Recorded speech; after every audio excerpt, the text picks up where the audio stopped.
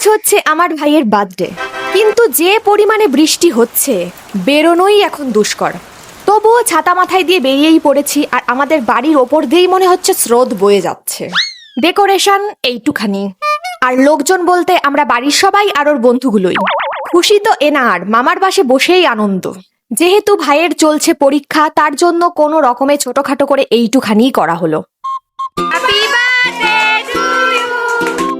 এই দুটো মনে হয় ভাইয়ের বেস্ট ফ্রেন্ড, ওই জন্য কেক কেটে ফার্স্টে ওদের দুজনকেই খাওয়ালো। তারপরে শুরু হলো আশীর্বাদ পর্ব। ফার্স্টে ঠাম্মা আশীর্বাদ করলো, তারপরে বড় কাকা, তারপরে ওর বাবা, তারপরে ওর মা, তারপরে আমার মা মানে ওর বড় মা, দেন ছোট কাকা। আর আমি এনার মুখটা একটু আমার দিকে ফেরানোর চেষ্টা করছিলাম, কিন্তু আমাকে পাত্তাই দিল না। যেহেতু একদমই ঘরোয়া জন্মদিন, তাই খাবার বলতে পায়েস, কেক আর মিষ্টি, আর এখানে দুই ভাইয়ের যুদ্ধ বেঁধে গেছে। ইনিই হচ্ছে আজকের শো স্টপার। এতক্ষণে একটুখানি কোলে নেওয়ার সুযোগ পেলাম।